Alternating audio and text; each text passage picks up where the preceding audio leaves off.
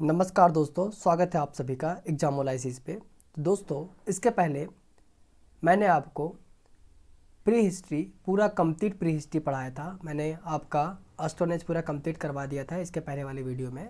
मैं आज आपको पढ़ाऊंगा इंडस वैली सिविलाइजेशन। तो चलिए शुरू करते हैं इंडस वैली सिविलाइजेशन के बारे में। तो इंडस वैली सिविलाइजेशन के बारे में सबसे पहले जानेंगे कि इंडस वैली सिविलाइजेशन है उसे हम सिंधु घाटी सभ्यता भी कहते हैं। और इंडस वैली सिविलाइजेशन जिस समय एग्जिस्टेंस में था, क्या उस समय कोई और सिविलाइजेशन एग्जिस्ट करता था? हाँ, तो उस समय इसके टेम्पररी दो और सिविलाइजेशन थे। एक का नाम था आपका मेसोपोटामिया, मेसोपोटामिया जो कि आपका कहाँ था? ये आपका था इराक में था। और किस नदी के किनारे था? तो ये टिग्रिस नदी के किनारे था। और दूसरा जो सभ्यता उस समय चल रही थी इसके कंटेम्पररी, वो आपका था इजिप्ट। और ये कहाँ है? ये आपका नील नदी के किनारे है। इजिप्ट में आपने सुना होगा इजिप्ट का पिरामिड के बारे में। तो इंडस वैली सिविलाइजेशन के जो कंटेम्पररी दो और सिविलाइजेशन हुआ करते थे, एक मेसोपोटामिया जो कि इराक के टिग्रिस नदी के किनारे था, और दूसरा इजिप्ट जो कि नील नदी के किनारे था। तो आप ये ध्यान रखिए, इससे ये स्पष्ट होता है कि जितनी भी सभ्यताएं उस समय हुआ करती थी सो नदियों के किनारे हुआ करती थी। ये बात आप ध्यान में रखिए। उसके बाद सबसे पहला हमारा सवाल बनता है कि जो इंडस वैली सिविलाइजेशन है उसे हम हड़प्पा सिविलाइजेशन भी कहते हैं। तो हड़प्पा सिविलाइजेशन क्यों कहते हैं? क्योंकि जो सबसे पहला साइट खुदाई के दौरान मिला था वो कौन सा साइट मिला था? वो हड़प्पा मिला था। और ये काफ़ी इंपॉर्टेंट साइट्स है, इसीलिए इंडस वैली सिविलाइजेशन को हम कहते हैं हड़प्पा सिविलाइजेशन कहते हैं। उसके बाद सवाल बनता है कि इंडस वैली सिविलाइजेशन जो है सो बिलोंग करता है ब्रॉन्ज एज से। किस एज से बिलोंग करता है? तो ब्रॉन्ज एज से बिलोंग करता है। मैंने सबसे पहले आपको बताया कि सबसे पहले मैंने आपको बताया स्टोन एज, उसके बाद मैंने आपको बताया चैल्कोलिथिक एज, चैल्कोलिथिक एज। उसके बाद मैं बताऊंगा आपको ब्रॉन्ज एज, उसके बाद ब्रॉन्ज एज, उसके बाद आपका आता है आयरन एज। अभी तक आयरन एज नहीं आया है। तो सबसे पहले कौन सा एज आया? स्टोन एज आया, फिर चैल्कोलिथिक एज आया, फिर ब्रॉन्ज एज आया, फिर आएगा आपका आयरन, IRON, आयरन एज आएगा। तो ये बातें आपको ध्यान में रखनी है। तो जो इंडस वैली सिविलाइजेशन है सो ब्रॉन्ज एज से बिलोंग करता है। तो इस समय आपका लोग गोल्ड के बारे में भी जान गए थे, स्टील के बारे में भी जान गए थे, कॉपर के बारे में भी जान गए थे, ब्रॉन्ज के बारे में भी लोग जानने लगे थे, लेकिन अभी भी लोग आयरन के बारे में नहीं जान रहे थे। तो ये बातें आपको ध्यान में रखनी है। और इंडस वैली सिविलाइजेशन के जो लोग हुआ करते थे सो कौन सा रेस से बिलोंग किया करते थे, कौन सा जनजाति से बिलोंग किया करते थे? तो ये नेग्रोइड जनजाति से बिलोंग किया करते थे। और जो नेग्रोइड जनजाति है सो जैसे कि आप अफ्रीका में जो जनजातियाँ पाई जाती है, जो जंगलों में रहती है, उस तरह के ही जनजाति हुआ करते थे। और Indus valley civilization 12,60,000 square kilometre तक फैला हुआ है। और ये कहाँ कहाँ फैला हुआ है? तो ये आपका पाकिस्तान में है, ये आपका कुछ पार्ट इंडिया के कुछ पार्ट में है, अफगानिस्तान के कुछ पार्ट में है, और ईरान के कुछ पार्ट में है। ये बातें आपको ध्यान में रखनी है, क्योंकि एग्जाम में ये पूछता है कि इंडस वैली सिविलाइजेशन जो है सो कौन कौन से कंट्री में ये फैला हुआ है? तो पाकिस्तान, इंडिया, अफगानिस्तान और ईरान। उसके बाद मूव करते हैं। तो ये स्पीकर में मैं आपको दिखाता हूँ इंडस वैली सिविलाइजेशन। तो ये है इंडस वैली सिविलाइजेशन, और यहाँ पे देख सकते हैं ये है हड़प्पा जो कि पाकिस्तान में है, मेहरगढ़ भी पाकिस्तान में है, और फिर लोथल ये भी इंडिया में है। इसी तरह आपको याद रखने हैं। तो ये पाकिस्तान में कुछ फैला हुआ है, कुछ आपका अफ़गानिस्तान में फैला हुआ है, कुछ ईरान में फैला हुआ है। ये बातें आपको ध्यान में रखनी है। उसके बाद मैं आपको बताता हूँ और इंडस वैली सिविलाइजेशन के बारे में क्या क्या बातें हमें पढ़नी है जिससे हमारा एग्ज़ाम में प्रश्न ना छूटे। तो अगर आपको मैं बोलूं कि अगर आपको इंडस वैली सिविलाइजेशन से अगर आप चाहते हैं कि सारे प्रश्न हमारे बन जाएं, तो मैं आपको बताता हूं कि ये जो 9 साइट्स हैं, 9 साइट्स हैं, ये आप पूरा कंठस्थ कर लो, पूरा याद कर लो, फिर देखना आपका प्रश्न नहीं छूटेगा। और इसको आप कैसे पढ़ोगे? कोई भी सिविलाइजेशन को आपको कोई भी साइट्स अगर पढ़ना है तो कैसे पढ़ोगे, मैं आपको बताता हूँ कैसे पढ़ना है। जैसे कि आपको हड़प्पा साइट्स पढ़ना है तो कैसे पढ़ोगे इसके बारे में? सबसे पहले आप जानना कि इसको डिस्कवर किसने किया, इसको डिस्कवर किसने किया। दूसरा आप बात याद रखना है कि कब इसको डिस्कवर किया गया, किस समय डिस्कवर किया गया। तीसरा आपको ध्यान में रखना है कि ये कौन सा स्टेट से बिलोंग करता है, किस स्टेट में है ये। और चौथा आपको याद रखना है कि कौन सा नदी के किनारे बसा हुआ है। और पाँचवा आपको याद रखना है कि इसमें खुदाई के दौरान क्या क्या चीज़ें मिली। तो आपको 5 बातें पता होना चाहिए। जितना भी साइट्स पढ़ो ये 5 बात आप पता रखो, देखो आपका प्रश्न एग्जाम में नहीं छूटेगा। तो सबसे पहले हम शुरू करते हैं। तो इसमें मैं आपको कौन कौन सा साइट पढ़ाऊंगा? तो हड़प्पा साइट्स पढ़ाऊंगा, मोहन जोदाड़ो पढ़ाऊंगा, चानूदारो पढ़ाऊंगा, लोथल पढ़ाऊंगा, कालीबंगा पढ़ाऊंगा, सर कोटेडा पढ़ाऊंगा, बानावली पढ़ाऊंगा, फिर धोलावीरा पढ़ाऊंगा मैं आपको, फिर रूपर पढ़ाऊंगा। तो देखना आप सिर्फ ये 9 इंपॉर्टेंट साइट्स को पढ़ लो, बस आपका काम हो जाएगा। और पढ़ने का तरीका मैंने आपको बता दिया कैसे पढ़ोगे। सबसे पहले किसने डिस्कवर किया, पहला। दूसरा, कब डिस्कवर किया गया, कौन सा स्टेट से बिलोंग करता है, किस नदी के किनारे है। और पांचवा आपको क्या पता होना चाहिए कि इससे खुदाई के दौरान कौन कौन सी चीज़ें मिली। बस इतना आप कर लो, देखना आपका इंडस वैली सिविलाइजेशन से प्रश्न नहीं छूटेंगे। तो चलिए शुरू करते हैं एक एक करके एक्सप्लोर करना। सबसे पहले हड़प्पा सिविलाइजेशन के बारे में। तो हड़प्पा सिविलाइजेशन जो है सो सबसे पहले जो खुदाई हुआ था, सो खुदाई के दौरान कौन सा सिविलाइजेशन मिला था, तो ये मिला था हड़प्पा सिविलाइजेशन मिला था। और हड़प्पा सिविलाइजेशन कहाँ है, तो ये पाकिस्तान में है, वेस्ट पंजाब, जो कि अभी पाकिस्तान में है, ठीक है। और इसको डिस्कवर किसने किया था, दयाराम साहिनी ने किया था 1921। तो आप सबसे पहले आप याद कर लियो कि किसने डिस्कवर किया, दयाराम साहिनी ने किया। कब किया, 1921 में किया। कहाँ है, पाकिस्तान में है। और किस नदी के किनारे है, तो ये रावी रिवर के बगल में है। मैं इसको आपको बताता हूँ एक तरीका, ताकि आपको याद हो सके कि इसको डिस्कवर किसने किया है। तो राम के दया से हड़प्पा सिविलाइजेशन मिला, राम के दया से हड़प्पा सिविलाइजेशन मिला, इस तरह याद रखिए। उसके बाद जो चीज़ें बाहर जो चीज़ें हमें मिली खुदाई के दौरान, उसे भी आप ध्यान में रखिए। तो सबसे पहले ग्रेट ग्रेनरी, ये याद रखना है। उस समय जो अन्नागार हुआ करते थे, ये देखिए उस समय भी अन्नागार हुआ करते थे। तो लोग उस समय भी एक जगह पर अपने अन्न है, जो उनका भोजन है, जो उनका अनाज है, उसको एकत्रित किया करते थे, जमा संग्रह किया करते थे, ताकि वह फ्यूचर में भी इसको इस्तेमाल में ला सके, ये ध्यान रखना है। उसके बाद आपको ध्यान रखना है क्या, उसके बाद सिंबल ऑफ स्वास्तिक भी मिला था, ये भी ध्यान रखना है। उसके बाद सिंगल रूम बेराक मिला था, नेकेड रेयर स्टोन मिला था। उसके बाद बुल ऑक कार्ड्स मिला था, मेकअप बॉक्स मिला था, स्टोन डांसिंग नटराजा मिला था, मदर गॉडेस मिला था। मैं इसे बताता हूँ आपको क्या क्या याद होना चाहिए। इसमें जो इंपॉर्टेंट है, ग्रेट ग्रेनरी इंपॉर्टेंट है, ये पता होना चाहिए जो मिला था। उसके बाद सिंबल ऑफ स्वास्तिक, ये इंपॉर्टेंट है, याद रखिए। उसके बाद बुल ऑक कार्ड भी मिला था, जो उसमें बैल गाड़ी के खिलौना हुआ करते थे, उसे कहते थे हम बुल ऑक कार्ड्स कहते थे। उसके बाद मेकअप बॉक्स मिला था, मतलब उस समय भी लोग अपने सौंदर्य पे ध्यान दिया करते होंगे, इसीलिए तो मेकअप बॉक्स मिला। उसके बाद स्टोन डांसिंग नटराजा आपको याद रखना है, मदर्स गॉडेस याद रखना है। अगर मैं बोलूँ कि इसमें आपको जो कभी नहीं भूलना है, अगर एग्जाम में आप चाहते हैं अच्छा परफॉर्मेंस, तो आपको ग्रेट ग्रेनरी कभी नहीं भूलना है। ये देखिए, ये है ग्रेट ग्रेनरी आपका। उसके बाद आप सिंबल ऑफ स्वास्तिक मत भूलिएगा, सिंबल ऑफ स्वास्तिक से एग्जाम में कई बार पूछा गया है। फिर ये भी पूछा गया, बुल्लॉक कार्ड से पूछा गया है, और फिर मेकअप बॉक्स से पूछा गया। और मोस्ट इंपॉर्टेंट जो है ये है स्टोन ऑफ डांसिंग गर्ल। अब सब कुछ भूल जाना, सिर्फ स्टोन ऑफ डांसिंग नटाजा मत भूलना, और ग्रेट ग्रेनरी मत भूलना, और मदर गोडेस मत भूलना। ये आप 3 चीज़ें मत भूलना। अच्छा, इसमें एक है सिंगल रूम बैरक। ये क्या होता है सिंगल रूम बैरक, तो उस समय भी काल कोठरी हुआ करते थे। सोचिए, मतलब उस समय भी अपराध आपका हुआ करता होगा, ऐसा अनुमान लगाया जा सकता है। तो चलिए, हड़प्पा सिविलाइजेशन के बाद हम नेक्स्ट सिविलाइजेशन की तरफ मूव करते हैं। अच्छा, ये देखिए, ये आपका कौन है, डांसिंग नटराजा है, ये भी ध्यान रखिए आप, ये क्या है, डांसिंग नटराजा है, ठीक है। उसके बाद हम नेक्स्ट क्वेश्चन की ओर, नेक्स्ट साइट्स की ओर मूव करते हैं। तो ये है मोहनजोदाड़ो। तो मोहनजोदाड़ो का डिस्कवर किसने किया था, तो ये डिस्कवर किया गया था राखल दास बनर्जी के द्वारा किया गया था। कब किया गया था, तो हड़प्पा सिविलाइजेशन 1921 में किया गया था, और मोहनजोदाड़ो 1922 में किया गया था। और ये कहाँ है, तो लरकाना डिस्ट्रिक्ट पाकिस्तान में है। कहाँ है, पाकिस्तान में है। और किस नदी के बगल में है, तो इंडस रिवर के बगल में है। और इसमें कौन कौन सा चीज़ें जो खुदाई के दौरान मिली थी, तो ग्रेट बाथ मिला था, मतलब उस समय भी लोगों के लिए स्विमिंग पूल जैसी चीज़ें हुआ करती थी नहाने के लिए। उसके बाद 2 ब्रॉन्ज स्वार्ड्स, ये भी याद रखना है, मतलब उस समय भी लोगों को ब्रॉन्ज की तलवार मिली थी। और स्टैचू ऑफ डांसिंग गर्ल मिली थी, bronze statue of dancing girl मिली थी। उसके बाद देखिए, ये आपका जो ये है bronze statue of dancing girl, ये आप ध्यान रखिए, ये क्या है, bronze statue of dancing girl है। तो इसमें ये सबसे ज़्यादा इंपॉर्टेंट है कि bronze statue of dancing girl important है आपके लिए। उसके बाद स्टैचू ऑफ बियर्ड मैन। अच्छा, स्टैचू ऑफ जो बियर्ड मैन है, सो ये है, तो मतलब आप समझ सकते हैं कि अच्छा, मैंने जब इस पिक्चर को देखा था तो मुझे तो लगा था कि नरेंद्र मोदी का ये पिक्चर है। ऐसा क्या आपको भी लगता है? तो ये स्टैचू ऑफ बियर्ड मैन मिले थे। उसके बाद जो स्तंभ हुआ करते थे वहाँ, जो सील हुआ करते थे मोहर वोहर मारने के लिए, वो उसमें पशुपति महादेव का चित्र बनाया हुआ रहता था। मतलब पशुपति महादेव, मतलब महादेव जी शुरू से हैं, आदि अनंत काल से हैं।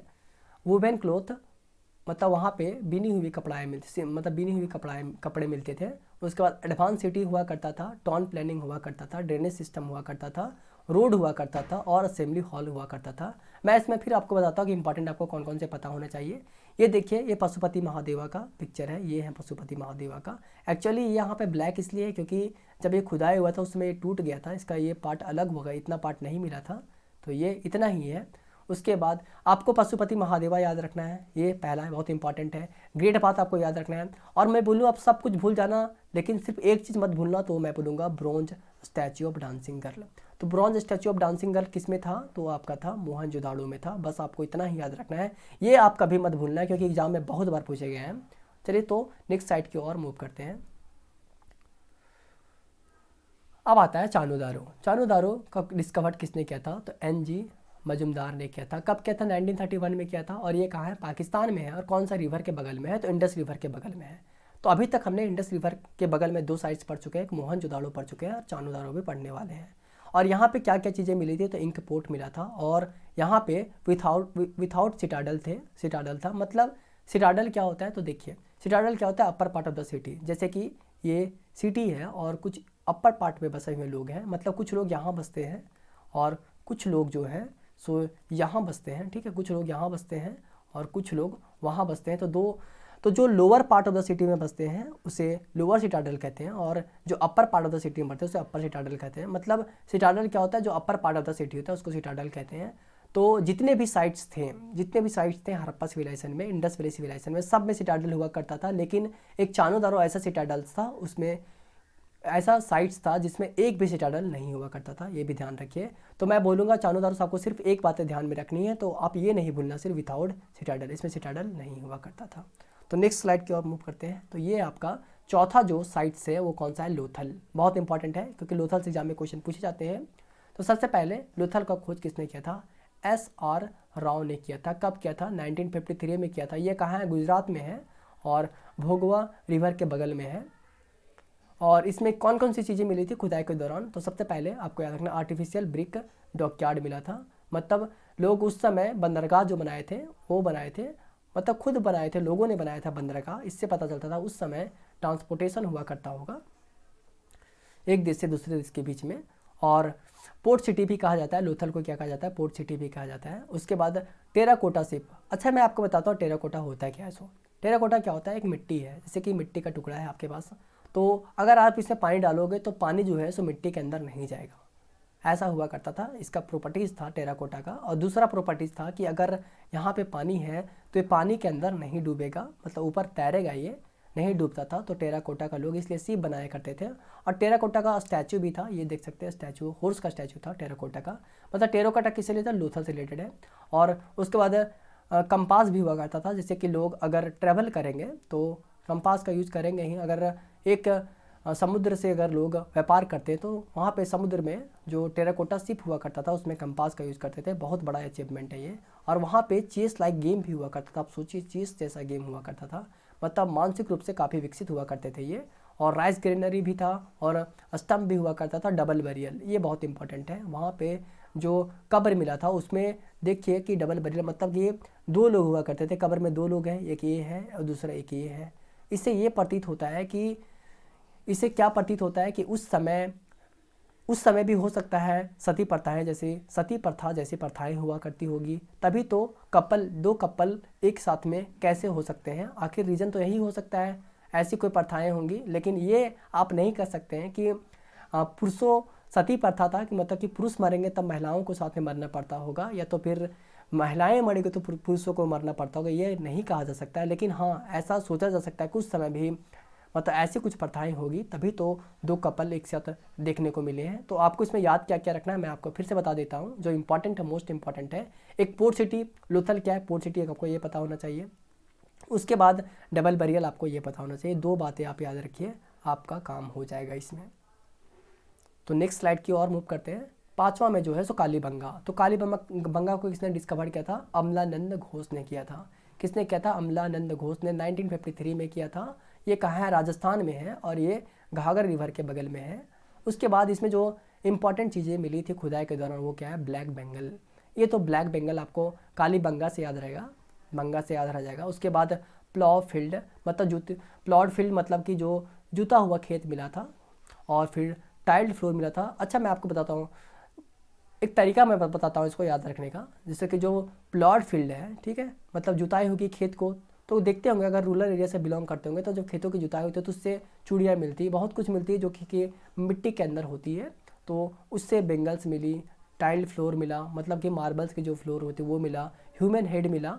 आपको जो एक और इम्पॉर्टेंट बात है आपको पता होना चाहिए, क्या, बोन्स ऑफ कैमल, फिर वुडन व्हील्स मिले, और 2 टाइप्स ऑफ बरियल प्रैक्टिस। उस समय 2 तरह के जो कब्र हुआ करते थे वो प्रैक्टिस में थे, मतलब 2 तरह के कब्र उस समय प्रचलित थे। एक आपका होता था सर्कुलर कब्र और दूसरा होता था आपका रेक्टेंगुलर कब्र। ये सर्कुलर कब्र हुआ करता था और एक रेक्टेंगुलर कब्र हुआ करता था। तो सर्कुलर कब्र ये अभी तक ये पता नहीं किया गया कि सर्कुलर कब्र किसके लिए हुआ करता था, या मेल यहाँ पे हुआ करते थे या फीमेल हुआ करते थे, मतलब किसमें कौन किसको दफन किया जाता था ये अभी तक पता नहीं चल पाया। तो इतना आपको याद रखना है। उसके बाद रूपर आते हैं, तो रूपर का डिस्कवर किसने किया था, तो ये वाई.डी. शर्मा ने किया था। कब किया था, 1953 में किया था, और कहाँ हुआ था, पंजाब में हुआ था। और मेजर फाइंडिंग जो है इसमें क्या क्या मिला था, स्टेंज बुरियल, मतलब अभी तक तो मैंने देखा 2 तरह का देखा। एक देखा मैंने, एक में एक जो कब्र था उसमें 2 थे, एक महिला थी और एक पुरुष था, मतलब 2 लोगों का था, 2 लोग हुआ करते थे एक कब्र में। उसके बाद मैंने देखा कि एक ये सर्कुलर और एक रेक्टेंगल हुआ करते थे। उसके बाद मैंने देखा कि अबर तो एक इंसान है यहाँ पे, और दूसरा में तो एक जानवर है, और दूसरा में तो जानवर है, मतलब इंसान और जानवर का कब्र मिला। आप सोच सकते हैं इंसान और जानवर का कब्र मिला एक साथ में, मतलब उस समय भी हो सकता है कि इंसान जानवर से उतना ही लगाव रखते होंगे, तभी तो इंसान और जानवर का कब्र मिला एक साथ में। एक कब्र में इंसान के भी हड्डी और जानवर के भी हड्डी मिली थी, ये भी आपको ध्यान रखना। 3 तरह के कब्र आपको पता है। एक सबसे पहले इस तरह का कब्र मिला जिसमें कपल्स हुआ करते थे, उसके बाद एक सर्कुलर और रेक्टेंगुलर मिला, उसके बाद स्टेज बरियल मिला जो कि रूपर में था, और इसमें ह्यूमन और एनिमल्स एग्जिस्ट कर रहे थे। उसके बाद सरकोटेडा का डिस्कवर किसने किया था, तो J.P. जोशी ने किया था। कब किया था, 1964 में किया था, और ये कहाँ है, गुजरात में है, ये भी आप ध्यान रखिए, और साबरमती एंड भोगवा रिवर के बीच में है, ठीक है। और इसमें क्या क्या मिला, बोन्स ऑफ हॉर्स मिला, मतलब घोड़े की हड्डी मिली थी, ये पिक्चर में देखिए। उसके बाद बानावली R.S. बिस्ट ने इसको डिस्कवर किया था 1974 में, और हिसार हरियाणा में है, और ये सरस्वती रिवर के बगल में बहती है। मैं इसको तरीका बताता हूँ इसको याद रखने का। देखिए बानावली मतलब बीना वाली रखिए याद, बानावली को बीना वाली बोलती है। बीना, और बीना कौन से देवी के हाथों में रहता है, तो माँ सरस्वती के हाथों में बीना रहता है, तो मतलब बानावली मतलब बीना वाली, और बीना किसके हाथ में रहेगा, सरस्वती। तो याद रखिए इस तरह से आप। और इसमें क्या क्या मिला था इंपॉर्टेंट चीज़ें, तो एक बार्ले एंड मस्टर्ड मिला था, और टेराकोटा का प्लॉ। टेराकोटा इतनी मजबूत मिट्टी होती थी कि लोग इनका हल भी बना दिया करते, कि ये हल भी बना दिए लोग, इनका हल भी बना दिए थे। तो टेराकोटा प्लॉ मिला था। और सरसों जो है और बार्ले, ठीक है, बार्ले एंड मस्टर्ड जो मिला था सो कहाँ मिला था, बानावाली मिला था, ये भी आते याद रखिए। उसके बाद धोलावीरा में आपको क्या क्या याद रखना है, सबसे पहले इसका डिस्कवर किसने किया था, तो R.S. बिस्ट ने किया था, 1985 में किया था, और ये कहाँ है, गुजरात में है, और लूनी रिवर के बगल में। लूनी रिवर राजस्थान से निकलती है और ओनली इनलैंड रिवर है। उसके बाद मेजर फाइंडिंग इसमें रेन वाटर हार्वेस्टिंग मिला था, मतलब उस समय भी लोग पानी को रिजर्व किया करते थे, कंजर्व किया करते थे, ये भी आप ध्यान रखिए। उसके बाद ये आपको जो इंपॉर्टेंट साइट्स था मैंने आपको कवर कर दिया, 9 इंपॉर्टेंट साइट्स आपको कवर करवा दिए। उसके बाद कुछ इंपॉर्टेंट बातें मैं आपको बता देता हूँ इंडस वैली सिविलाइजेशन से। तो इंडस वैली सिविलाइजेशन में जो स्क्रिप्ट था वो कौन सा था, कैसा स्क्रिप्ट था, तो वो स्क्रिप्ट था पिक्टोग्राफिक, मतलब उस समय लोग शब्दों और अक्षरों का प्रयोग नहीं किया करते थे, उस समय लोग पिक्चर का प्रयोग किया करते थे कुछ लिखने के लिए। उसके बाद जो राइटिंग स्टाइल था सो बुस्ट्रोफेडोन था। इसका मतलब क्या होता है, जैसे कि पहले क्या लिखते थे, जैसे कि लिखना शुरू किए और ये लिखते रहते थे, मतलब जिग जैग टाइप के लिखते थे, उसको बोलते थे बुस्ट्रोफेडोन। और जो लैंग्वेजेस था सो स्टिल अननोन है, मतलब अभी तक नहीं पता चल गया कि कौन सा लैंग्वेज का यूज़ किया करते थे। अगर इसको डिसिफर कर दिया गया होता तो हम लोग तो सारी जानकारियों को पता कर लेते क्या था कि नहीं था, लेकिन अभी तक इसके बारे में कोई जानकारी नहीं है। उसके बाद आपको इंपॉर्टेंट गॉड कौन सा याद रखना है, आपको याद रखना पशुपति महादेवा और गॉडेस मदर, मतलब उस समय भी महादेव जी थे, तो ये महाकाल के भक्त उस समय भी हुआ करते थे। और दूसरा यूनिकॉर्न और बुल भी उस समय हुआ करता है, ये देखिए यूनिकॉर्न और बुल हुआ करता था। उसके बाद जो ट्री था वो पीपल हुआ करता था, पीपल को लोग पूजा करते थे। और पिजन और डव 2 बर्ड मिले थे, और डेड बॉडी को दफनाया जाता था, ये भी आपको ध्यान रखने हैं। उसके बाद इंडस वैली सिविलाइजेशन या हड़प्पा सिविलाइजेशन का डिक्लाइन कैसे हुआ, तो बहुत लोगों में मतलब जो